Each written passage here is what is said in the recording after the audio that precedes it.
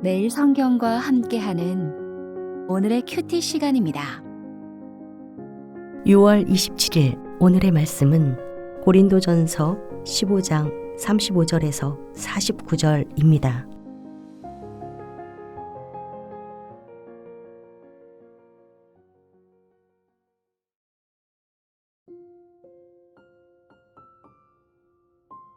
누가 묻기를 죽은 자들이 어떻게 다시 살아나며 어떠한 몸으로 오느냐 하리니, 어리석은 자여, 내가 뿌리는 씨가 죽지 않으면 살아나지 못하겠고, 또 내가 뿌리는 것은 장래의 형체를 뿌리는 것이 아니요 다만 밀이나 다른 것의 알맹이 뿐이로되, 하나님이 그 뜻대로 그에게 형체를 주시되 각 종자에게 그 형체를 주시느니라. 육체는 다 같은 육체가 아니니, 하나는 사람의 육체요, 하나는 짐승의 육체요, 하나는 새의 육체요, 하나는 물고기의 육체라. 하늘에 속한 형체도 있고 땅에 속한 형체도 있으나, 하늘에 속한 것의 영광이 따로 있고 땅에 속한 것의 영광이 따로 있으니, 해의 영광이 다르고 달의 영광이 다르며 별의 영광도 다른데 별과 별의 영광이 다르도다. 죽은 자의 부활도 그와 같으니, 썩을 것으로 심고 썩지 아니할 것으로 다시 살아나며, 욕된 것으로 심고 영광스러운 것으로 다시 살아나며, 약한 것으로 심고 강한 것으로 다시 살아나며, 육의 몸으로 심고 신령한 몸으로 다시 살아나나니, 육의 몸이 있은즉 또 영의 몸도 있느니라. 기록된 바 첫사람 아담은 생령이 되었다 함과 같이 마지막 아담은 살려주는 영이 되었나니, 그러나 먼저는 신령한 사람이 아니요 육의 사람이요 그 다음에 신령한 사람이니라. 첫사람은 땅에서 났으니 흙에 속한 자이거니와, 둘째 사람은 하늘에서 나셨느니라. 무릇 흙에 속한 자들은 저 흙에 속한 자와 같고, 무릇 하늘에 속한 자들은 저 하늘에 속한 이와 같으니, 우리가 흙에 속한 자의 형상을 입은 것 같이 또한 하늘에 속한 이의 형상을 입으리라.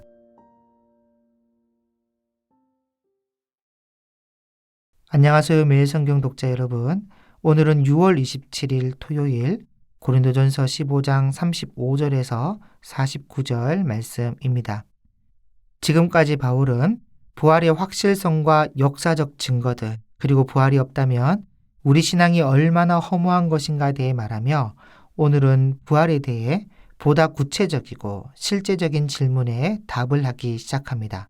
35절에 누가 묻기를 죽은 자들이 어떻게 다시 살아나며 어떠한 몸으로 오느냐 하면서, 이미 썩어 없어진 육체가 어떻게 다시 결합하여 살아날 수 있느냐는 회의적인 질문을 고린도 성도들이 가지고 있었는데, 이것은 앞에서 말씀드렸던 것처럼 헬라 철학의 영향을 받아 육체는 영혼의 감옥일 뿐이고, 이 감옥을 벗어날 수 있는 유일한 방법이 곧 죽음을 통해 벗어날 수 있다고 믿었기 때문에, 이들에게 있어서 추한 육체가 다시 살아나는 것은 상상조차 하기 싫은 일이었습니다. 그래서 바울은 36절에 어리석은 자여라며 자연의 순리를 따라 설명을 하기 시작하는데, 네가 뿌리는 씨가 죽지 않으면 살아나지 못하겠고 라며, 씨앗이 땅에 묻혀 죽음과 같은 과정을 거쳐야 비로소 새로운 생명으로 돋아나는 것처럼,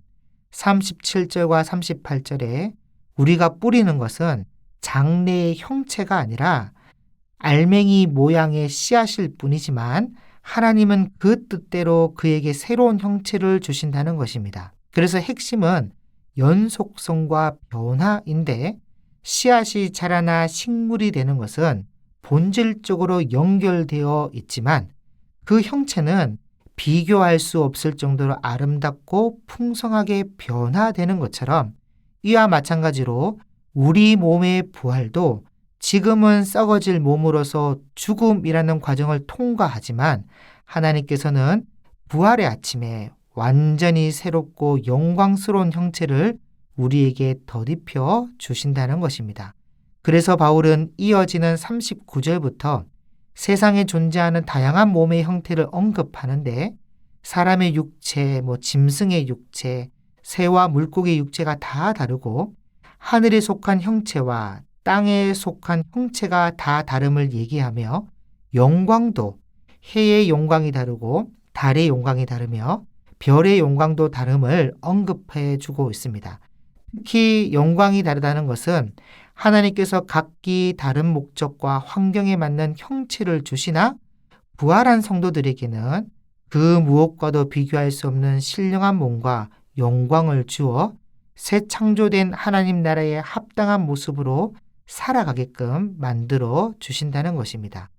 그래서 바울은 42절부터 현재 우리의 몸과 장차 입게 될 부활의 몸을 대조하여 명확히 알려주는데 죽은 자의 부활은 썩을 것으로 심고 썩지 아니할 것으로 다시 살아나는 것이고 그리고 욕된 것으로 심고 영광스러운 것으로 다시 살아나는 것이며 또한 약한 것으로 심고 강한 것으로 다시 살아나는 것이고 마지막으로 육의 몸으로 심고 신령한 몸으로 다시 살아나는 것이라 말하고 있습니다. 이것을 생각해 보면 지금 우리의 몸은 질병에 걸리기도 하고 늙어가며 죄로 인하여 비천해진 몸이고 결국은 썩어 없어질 연약한 몸이지만 그러나 부활의 몸은 더 이상 부패하지 않고 하나님의 광채가 나는 영광스러운 몸으로 변화된다는 것입니다. 그리고 이 신령한 몸은 마치 예수님께서 부활하신 이후 음식을 드시기도 하셨던 것처럼 실제 하는 몸이로되 성령의 능력으로 충만한 초자연적인 몸을 입는 것입니다. 그래서 바울은 이러한 원리를 인류의 대표자인 두 아담을 통해 설명하는데 45절에 기록된 바 첫사람 아담은 생령이 되었다 함과 같이 마지막 아담은 살려주는 영이 되었나니 라며 첫사람 아담은 흙으로 지음받아 생명을 부여받아야 되는 존재였지만 마지막 아담이신 예수님은 죽은 자에게 생명을 주시는 분이 되신다는 것이죠. 그래서 46절 말씀처럼 우리는 먼저 처음 아담처럼 생명을 부여받아 육의 사람으로서 살다가 죽었을 때는 죽은 자에게 생명을 주시는 예수님의 그 부름에 따라 신령한 몸으로 부활한다는 것입니다. 그래서 믿음으로 부활하게 된 우리는 이제 흙에 속한 자가 아니라 하늘에 속한 자로 49절 말씀처럼 우리가 흙에 속한 자의 형상을 입은 것 같이 또한 하늘에 속한 이의 형상을 입으리라.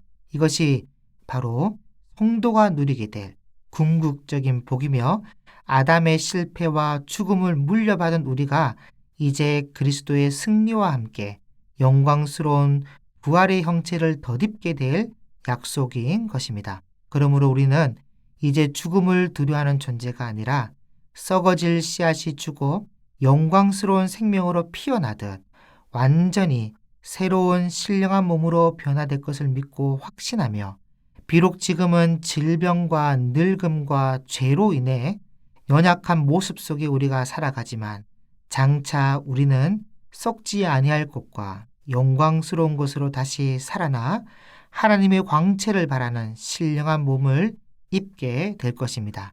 그렇기에 여러 환경 속 아픔과 나의 모습의 아픔을 바라보며 비록 지금은 힘들 수 있지만 절망하거나 낙심하지 마시고 말씀처럼 흙에 속한 아담의 형상을 입고 살아가던 우리를 하늘에 속한 이의 형상으로 변화시켜 주실 주님의 약속을 굳게 붙드시기를 바랍니다.